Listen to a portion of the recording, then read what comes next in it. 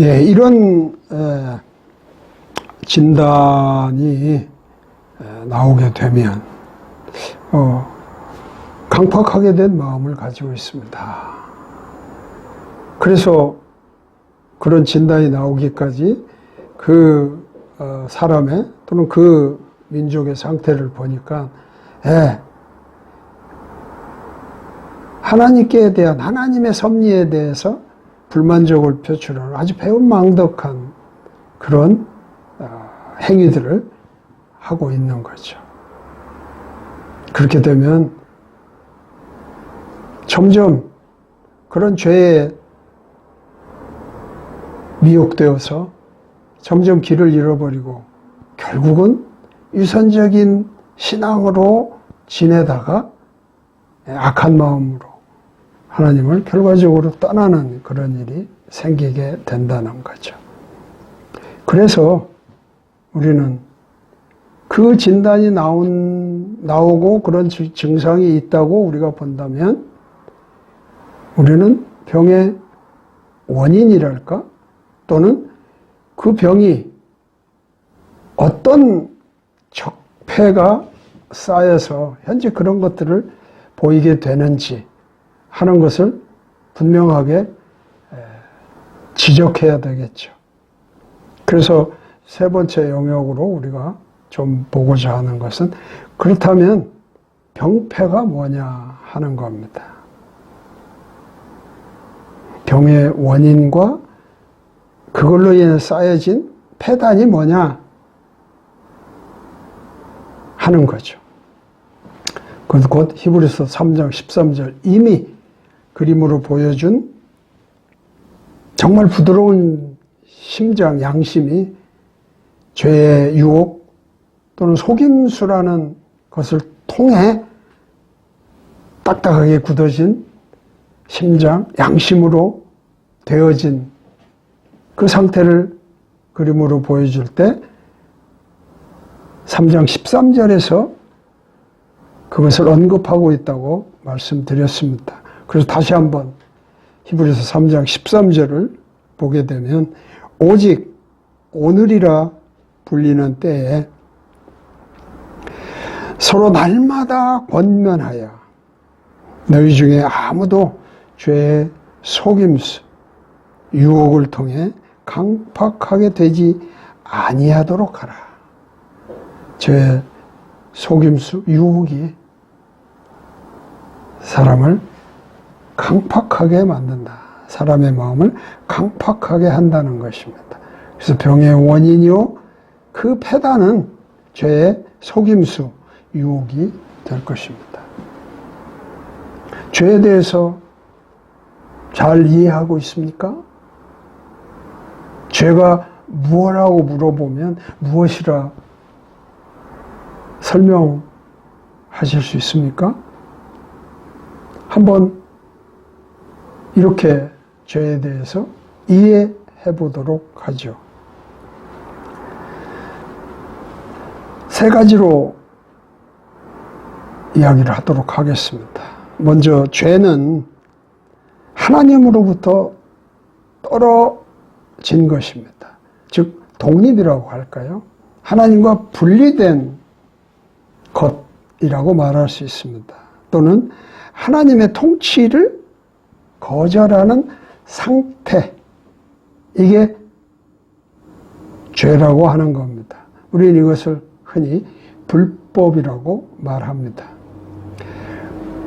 헬라어 하마르티아라는 단어가 곧 죄라는 단어입니다. 이 하마르티아라는 단어는 본래적으로는 관역을 맞추지 못하는 것을 말합니다. 관역에 못 미치거나 관역을 넘어가거나 빗나가거나 뭐 그런 것을 말합니다. 관역을 맞추지 못하는 것, 그것이 죄라고 하는 것입니다. 이것은 다 불법이라고 말합니다. 다음으로 죄는 속이는 또는 속는 것입니다. 속는이라는 말은 뭐 흔히 쓰이지는 않지만 우리가 죄라는 것은 속는 거죠. 죄에게 속는 거죠. 우리가. 그래서 죄 자체는 우리를 속이는 것입니다. 어떻게 속일까요? 그것이 즐거움을 주기 때문에 우리는 속습니다. 죄가 우리에게 즐거움을 줘요. 그렇죠? 또 그것이 큰 약속을 주기 때문입니다. 죄가 우리에게 약속을 줘요. 그리고 세 번째, 죄가 나에게 너는 그것을 그만두고 싶을 때 너는 그만둘 수 있어. 근데 지금 그 죄에 미혹되어 하는 것은 큰 문제가 아니야. 왜? 내가 하기 싫으면, 네가 그만두고 싶으면 언제든지 그걸 그만둘 수 있기 때문에 괜찮아. 이렇게 우리에게 속삭입니다. 그래서 내가 그 말을 듣고 착각을 하거나 교만하게 되기 때문에 죄는 우리를 속이는 것이고 우리는 속는 것입니다. 죄에게.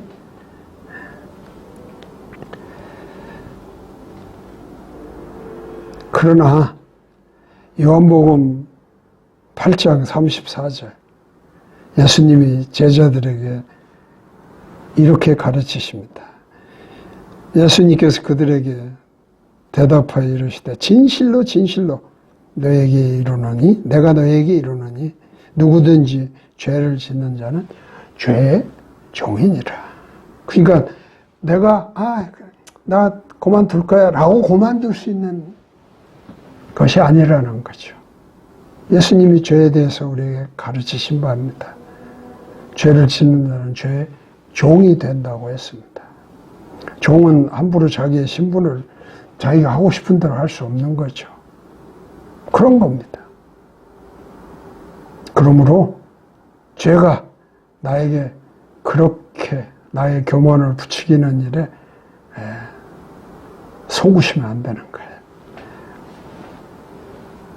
그리고 죄는 마지막으로 유혹되어 강팍하게 만드는 겁니다.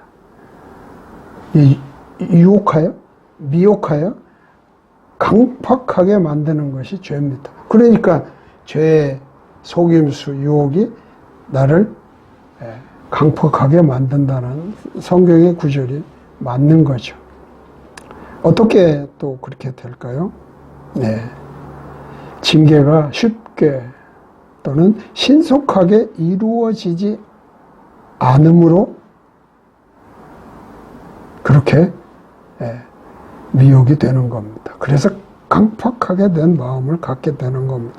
전도서 8장 11절에 분명하게 이 속성을 이야기하고 있습니다. 전도서 8장 11절을 읽겠습니다.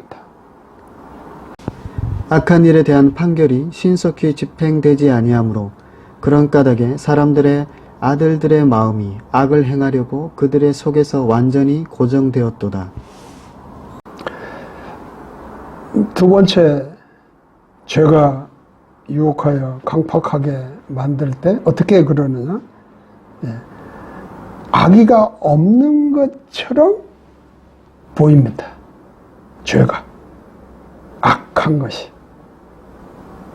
그래서 고린도서에 보면 그렇게 말씀하잖아요. 사탄이 광명의 천사로 가장 하고 우리에게 나타난다고 하잖아요.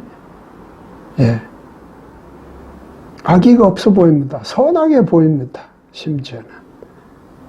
그렇기 때문에 우리가 유혹되는 겁니다. 세 번째는 위에 이유들이 원인이 되어서 마침내는 돌보지 않는 양심은 서서히 마비되어 버리기 때문입니다. 그러니까 그 죄의 속임수가 우리의 양심을, 우리의 심장을 서서히 마비시켜 활동하지 못하도록, 그리고 그걸 단단하게 굳어지게 하는 이런 일이 일어나기 때문에 죄는 우리의 마음을 강팍하게 하게 된다는 것입니다.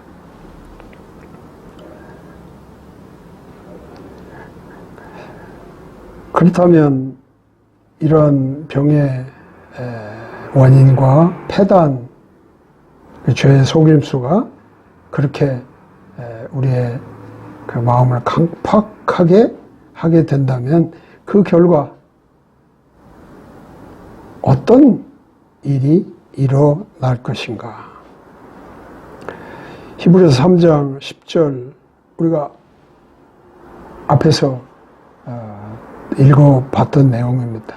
그 내용을 조금 더 결과론적으로 좀 분석을 해보면 3장 10절에서는 바로 우리의 관점으로의 결과가 있습니다. 그건 하나님의 길들을 알지 못하게 되는 것입니다. 죄의 속임수, 유혹으로 우리의 마음이 강팍하게 된다면 우리는 하나님의 길들을 알지 못하게 됩니다. 10절 다시 한번 읽어볼까요? 그러므로 내가 그 세대로 인하여 근심하여 이르기를 그들은 항상 마음을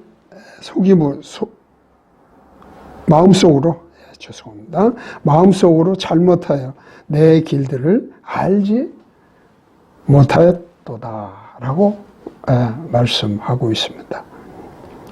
이 결과가 하나님의 관점으로는 어떻게 말씀을 하시는가? 11절에 보시면 나의 안식에 들어오지 못한다, 이렇게 말씀합니다.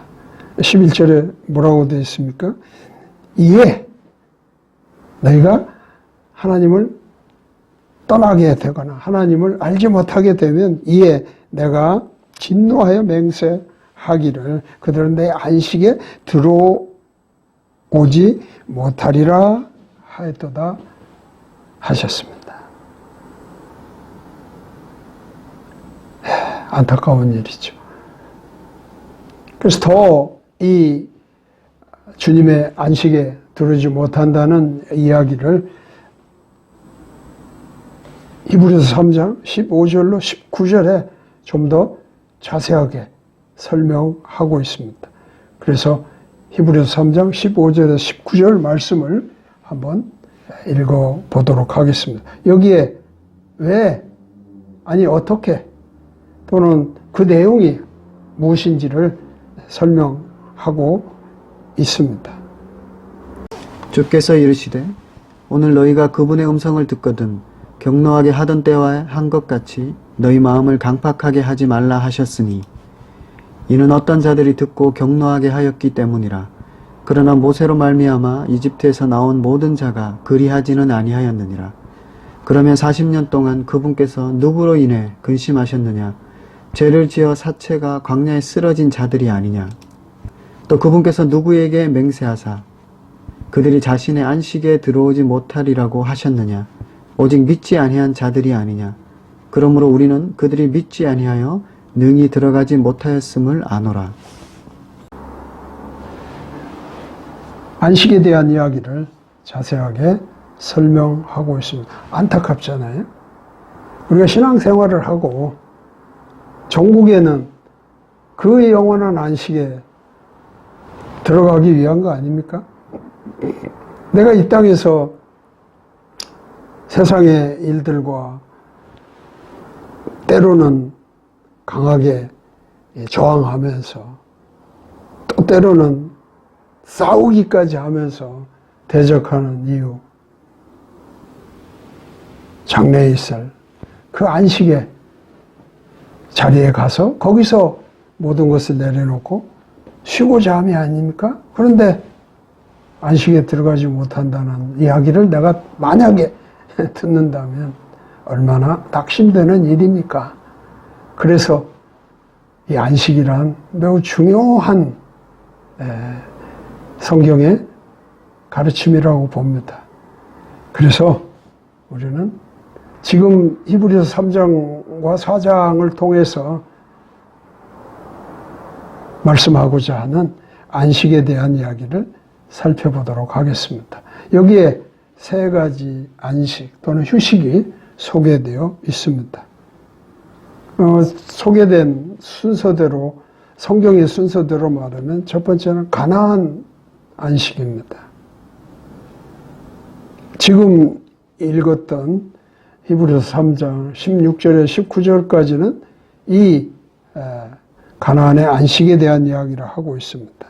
또 4장에 가서도 반복해서 소개하고 있습니다. 5절로 8절까지.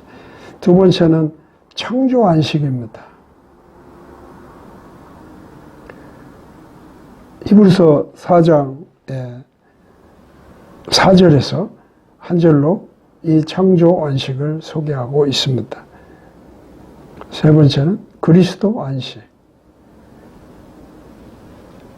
그것은 히브리서 4장 1절에서 3절과 그리고 9절에서 11절까지의 내용을 통해서 안식에 대한 이야기를 하고 있습니다. 그래서 세 개의 안식에 대한, 성경에는 이 세 개의 안식이 소개되어 있습니다. 그게 여기에 안식의 구분처럼 가나안 안식을 얘기하거나 창조의 안식을 얘기하거나 그리스도의 안식을 얘기한다고 구분짓지 않는다면 우리는 세 개의 안식 중 여기에서 말하는 안식은 어떤 안식인지를 우리는 구분할 수 있어야 성경을 바르게 이해하는 것이라고 할 수 있습니다. 그래서 조금 더 내용을 살펴보도록 하겠습니다. 순서는 연대기 순으로 하도록 하겠습니다. 맨 먼저는 창조 안식이죠. 그렇죠. 그 다음에 가나안 안식이고, 그 다음에 그리스도 안식이 되겠습니다. 그래서 먼저 창조 안식, creation, rest 이렇게 표현되어 있습니다. 히브리서 4장 4절에 그 말씀이 있습니다. 읽어보도록 하겠습니다. 그분께서는 일곱째 날에 관하여 어떤 곳에서 이같이 말씀하시되 하나님께서 자신의 모든 일에서 떠나 일곱째 날에 안식하시니라 하셨으며. 이것은 당연히 하나님께서 창조하실 때 여섯째 날까지 모든 것을 창조하시고 다 손을 놓고 쉬셨다 하는 그런 의미이죠. 그래서 무엇보다도 우리는 쉽게 더 이상의 설명이 필요 없을 만큼 쉬운 이해이죠. 창조 안식이. 두 번째는 가나안 안식입니다. 오늘 3장 15절로 19절까지 본문을 읽어볼 때 그 안에서 이야기하는 안식이란 바로 가나안 안식을 소개하고 있는 것입니다. 뿐만 아니라 또 4장에 가서 5절로 8절까지의 말씀에서 또 반복해서 가나안 안식을 소개하고 있습니다.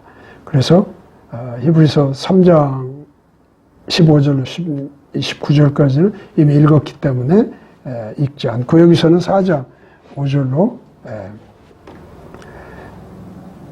8절까지의 말씀만 읽어보도록 하겠습니다. 읽겠습니다. 또다시 이 대목에서 그들이 내 안식에 들어오려면 믿어야 하리라 하셨느니라. 그러므로 어떤 사람들이 반드시 그 안식에 들어가야 하는 일이 남아있는 줄을 알거니와 처음에 복음 선포를 받은 그들은 믿지 아니하여 들어가지 못하였으므로. 또다시 그렇게 오랜 시간이 지난 뒤에 그분께서 다윗의 글에서 오늘이라 말씀하시며 어떤 날을 한정하시나니 그것은 곧 오늘 너희가 그분의 음성을 듣거든 너희 마음을 강팍하게 하지 말라 하고 말씀하신 바와 같도다. 만일 예수가 그들에게 안식을 주었더라면 그분께서 그 뒤에 다른 날을 말씀하려 하지 아니하셨으리라. 이게 가나안 안식입니다. 지금 그 마사 사건이나 무리바 사건이나 즉 광야에서 이스라엘 백성이 지냈던 그 기간 동안에 거기에서 일어났던 그런 사건을 기준해서 얘기를 안식을 말한다면 그것은 가나안 안식에 해당하는 거죠. 가나안 안식에 들어간 그 이스라엘 백성 있죠. 나중에 모세가 아닌 여호수아에 의해서 인도되어 들어간 사람들이 있습니다. 만약 거기에서 안식이 끝났다면 더 이상의 안식 얘기는 없었을 것입니다. 그런데 4장으로 가면 세 번째 안식인 그리스도 안식에 대한 이야기를 소개하고 있습니다. 히브리서 4장 1절로 3절과 9절과 9절에서 11절까지의 말씀은 바로 그 안식의 이야기가 그리스도의 안식, 세 번째 안식에 해당하는 것을 말씀하고 있습니다. 히브리서 4장 1절로 3절까지를 먼저 읽어보겠습니다.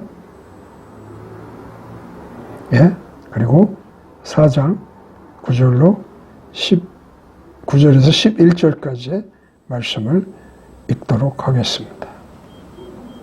그러므로 우리는 두려워할지니 그분의 안식에 들어갈 약속이 우리에게 남아있을지라도 너희 중에 어떤 사람이 거기에 이르지 못할까 염려하노라. 우리뿐만 아니라 그들에게도 복음이 선포되었으나 선포된 그 말씀이 그것을 들은 자들 속에서 믿음과 섞이지 아니하였으므로 그들에게 유익을 끼치지 못하였느니라. 이미 믿은 우리는 안식에 들어가나니 이것은 세상의 창건 이후로 그 일들이 완성되었음에도 불구하고 그분께서 이르시기를 내가 진노하여 맹세한 것 같이 그들이 내 안식에 들어오려면 믿어야 하리라 함과 같으니라. 그러므로 하나님의 백성에게는 한 안식이 남아있도다. 그분의 안식에 이미 들어간 자는 또한 하나님께서 자신의 일들을 그치신 것 같이 이미 자기 일들을 그쳤느니라.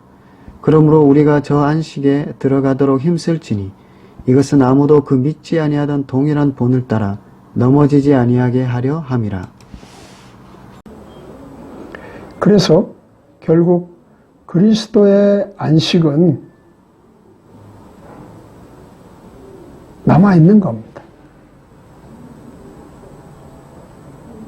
그래서 그리스도의 안식이란 뭐를 의미하는가를 한번 정리해 볼 필요가 있습니다. 그것은 이렇습니다. 그리스도께서 십자가에서 완성하신 것, 바로 하나님 나라, 다른 말로 하면 구원이죠. 그 완성하신 것 완성하신 안에 믿음으로 들어가는 것을 말합니다. 그리스도께서 십자가에서 완성하신 것 안에 믿음으로 들어가는 것.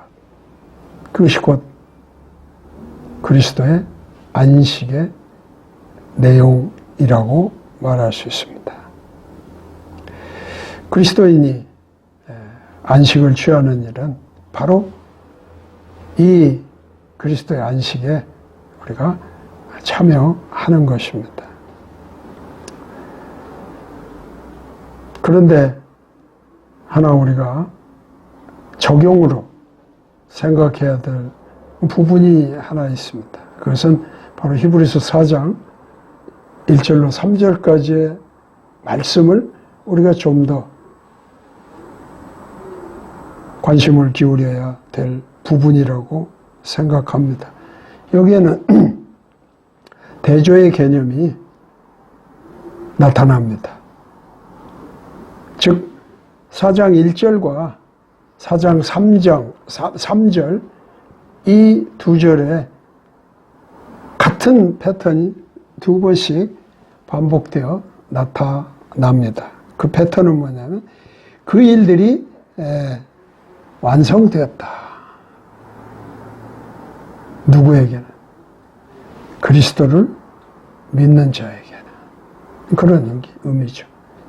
그리고 그리스도가 이 땅에 오셔서 그 일이 완성된 것으로 나타나 있습니다.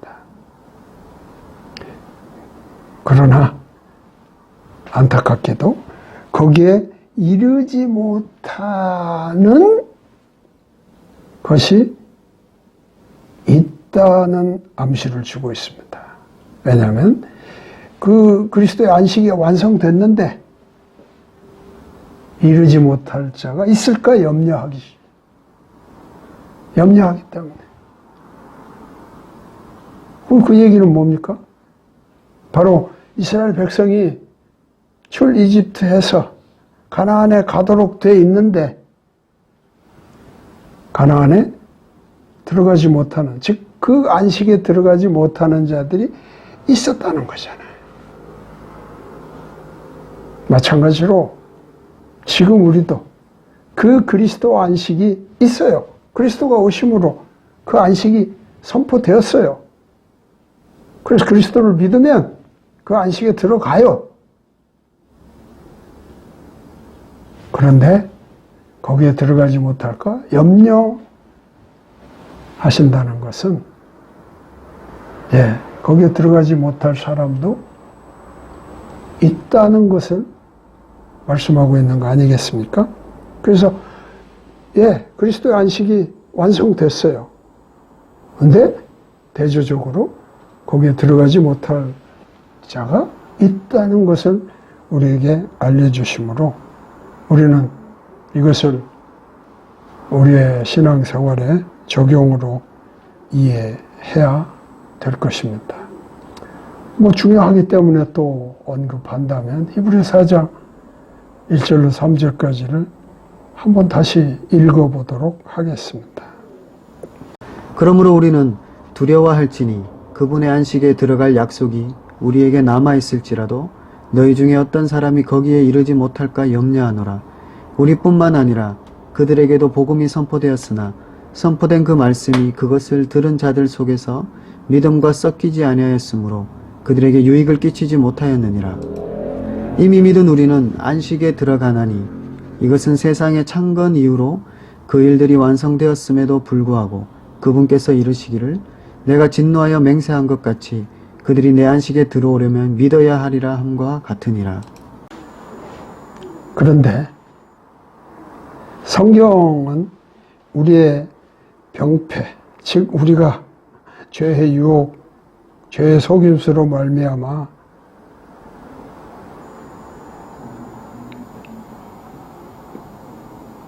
마음이 강팍하게 된 그런 상태가 있다는 것만 지적하려고 성경이 기록되어 있을까요? 그렇지 않다고 봅니다. 마땅히 하나님의 그 긍휼하심이 성경을 통해서 우리에게 이런 상황에서도 우리는 하나님의 그 자비하심을 기대할 수 있을 것입니다. 그래서 성경은 결코 내가 지금 병들어 있다고만 지적하려고 하시지 않고 분명히 거기에 상응하는 새로운 것을 입을 수 있는 그런 기회도 말씀한다고 봅니다. 그래서 3장, 히브리서 3장 14절에 보면 이런 말씀을 하고 있습니다. 우리가 우리의 확신의 시작을 끝까지 확고히 붙들진데 우리는 그리스도께 참여하는 자들이 되었느니라.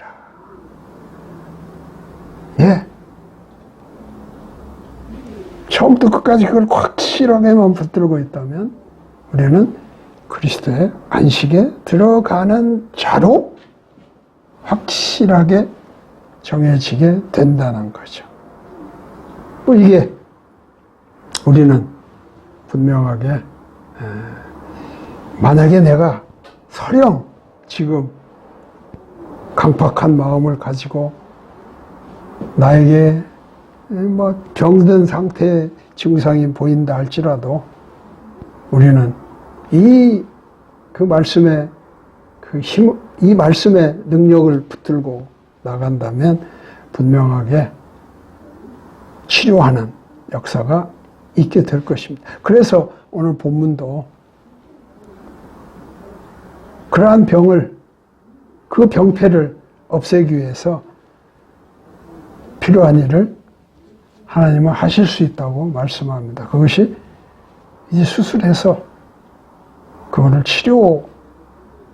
치료하시겠다는 의사를 보이시는 겁니다. 그래서 수술하는 칼을 보여주십니다. 그게 히브리서 4장 12절로 16절까지 말씀의 내용을 보면 알 수 있습니다. 예, 한마디로 말하면 수술하는 칼은 하나님의 말씀입니다. 하나님의 말씀이 살아있고 운동력이 있어서 영과 혼과 및 관절과 골수를 찔러 쪼개어 나눈다고 그렇게 말씀하고 있습니다. 12절부터 한번 읽어보도록 하겠습니다. 하나님의 말씀은 살아있고 권능이 있으며 양날 달린 어떤 검보다도 예리하여 혼과 영과 및 관절과 골수를 찔러 둘로 나누기까지 하고 또 마음의 생각과 의도를 분별하는 분이시니 그분의 눈앞에서 드러나지 아니하는 창조물이 하나도 없고 모든 것이 우리와 상관하시는 그분의 눈에 벌거벗은 채 드러나 있느니라. 그런즉 우리에게 위대하신 대제사장 곧 하늘들로 들어가신 하나님의 아들 예수님이 계신 줄 알므로 우리가 우리의 신앙 고백을 굳게 붙들자. 우리에게 계신 대제사장은 우리의 연약함의 감정을 몸소 느끼지 못하시는 분이 아니요 모든 점에서 우리와 똑같이 시험을 받으셨으되 죄는 없으신 분이시니라.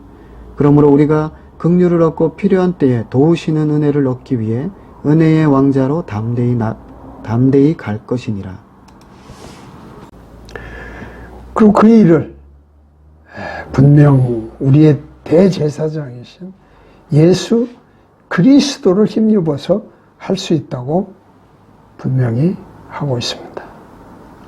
또한 수술하는 칼을 들고 언제 해야 할 건가? 오늘 성경은 오늘이라는 표현을 5번이나 사용하고 있습니다. 히브리서 3장 7절, 13절, 15절, 4장 7절에서는 2번씩이나 오늘 그 일을 한다고 하고 있습니다. 그러니까 수술을 하되 지금 오늘 그 일을 해야 된다는 거죠. 참고로 그 오늘이 강조되고 있는 구절들을 읽어보겠습니다. 3장 7절이나 13절이나 15절이나 4장 7절 읽어보도록 하겠습니다. 그러므로 성령님께서 이르시기를 오늘 너희가 그분의 음성을 듣거든 오직 오늘이라 불리는 때에 서로 날마다 권면하여 너희 중에 아무도 죄의 속임수를 통해 강팍하게 되지 아니하도록 하라. 주께서 이르시되 오늘 너희가 그분의 음성을 듣거든 격노하게 하던 때에 한 것 같이 너희 마음을 강팍하게 하지 말라 하셨으니 또다시 그렇게 오랜 시간이 지난 뒤에 그분께서 다윗의 글에서 오늘이라 말씀하시며 어떤 날을 한정하시나니 그것은 곧 오늘 너희가 그분의 음성을 듣거든 너희 마음을 강팍하게 하지 말라 하고 말씀하신 바와 같도다. 자, 이 수술을 해서 때에 맞게 즉 지금 그걸 수술해서 고친다고 하면 이제 수술하고 난 뒤에는 가료를 해야죠. 그거를 잘 회복할 수 있도록 조심스럽게 몸을 다루어 가야 할 것입니다. 그러나 그것보다 가장 좋은 것은 그런 강팍한 마음이 되지 않는 게 중요하죠. 그래서 여기 마지막 영역이지만 강팍하게 된 마음이 되지 않도록 예방하는 건 무엇이고, 또 설령 내가 강팍한 마음이 돼서 그것을 수술하고 내가 회복해가는, 치료하는 이런 단계에서 치료하는 것은 무엇이 될까 한번 생각하는 것이 중요하다고 봅니다. 성경 전체를 통해서 우리가 이 일에 도움이 될 만한 성경 구절을 몇 가지 한번, 그 성경 구절을 통해서 몇 가지 도움이 되는 내용을 정리해 보도록 하겠습니다. 첫 번째는 하나님을 찾는 준비된 마음이 필요합니다. 이것은 예방에도 필요하고요, 수술 후에도 치료해가는, 회복해가는 과정에도 필요합니다. 물론 좀 역설적이긴 하지만 역대기 하 12장 14절의 말씀에 보면 이런 기록이 있습니다. 그가 악을 행하였으니 이는 그가 주를 구하기 위해 자기 마음을 예비하지 아니하였기 때문이다. 주를 구하고 그런 마음을 예비하지 못하였기 때문에 악을 행하게 됐다는 겁니다. 근데 악을 행하지 않으려면, 즉 내가 강팍하게 된 마음을 갖지 않으려면 하나님을 찾고 준비하는 그런 마음이 필요하다는 것이죠. 두 번째는 할례받은 마음이 중요합니다. 신명기 10장 16절이나 30장 6절에서 이 할례받은 마음을 강조하고 있습니다. 물론 신명기에 할례받는 것은 피부를 잘라서 피를 내고 그렇게 하는 행위를 할례 받는다고 합니다. 그러나 성경은 실상은 할례 받는 것은 마음으로 할례 받는 것이 중요하다는 것을 분명히 하고 있습니다. 그래서 이미 구약에 그러한 행위를 하도록 가르치고 있지만 거기에서 중요한 것은 마음의 할례를 받는 것이 중요하다. 할례 받는 마음이 중요하다는 것을 이야기하고 있습니다. 그래서 신명기 10장 16절과 30장 6절의 말씀을 읽어보도록 하겠습니다. 그러므로 너희는 너희 마음의 포피에 할례를 행하고 다시는 목을 뻣뻣하게 하지 말지니 또 주 내 하나님께서 내 마음과 내 씨의 마음에 할례를 행하시고 내 마음을 다하여 혼을 다하여 주 내 하나님을 사랑하게 하사 네가 살게 하시며. 세 번째, 우리가 강팍하게 된 마음을 갖지 않으려면, 예방하려면, 또는 그 마음을 수술하고 우리가 치료해 가려면 어떤 마음을 가져야 되는가? 세 번째는 조사되고 실현된 마음이 중요하다고 봅니다.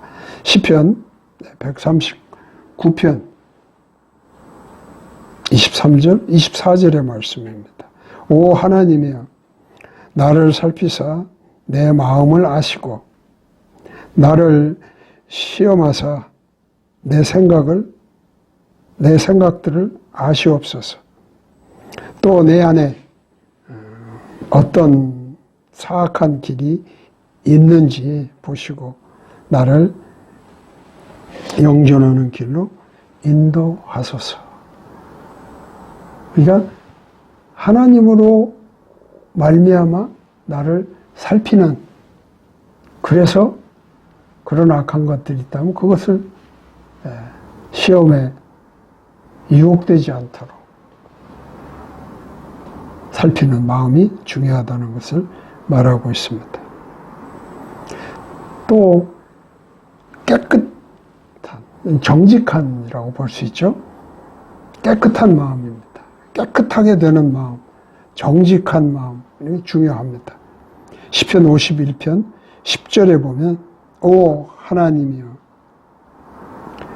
내 안에 깨끗한 마음을 창조하시고 내 속에 올바른 영을 새롭게 하소서. 정직한 깨끗하게 되는 그런 마음을 갖는 것이 중요합니다. 또 깨지고 뉘우치는 마음이 있어야 합니다. 그런 마음으로 예방할 수도 있고 또한 치료할 수도 있습니다. 마찬가지로 시편 51편 16절, 17절 말씀입니다. 주께서는 희생물을 원치 아니하시나니 그렇지 아니하였더라면 내가 그것을 드렸으리이다. 주께서는 번제의 허물을 기뻐하지 아니하시나이다. 하나님께서 구하시는 것은 희생물을 하나님께서 구하시는 희생물은 상한 영이라. 오 하나님이여 상하고 통회하는 마음을 주께서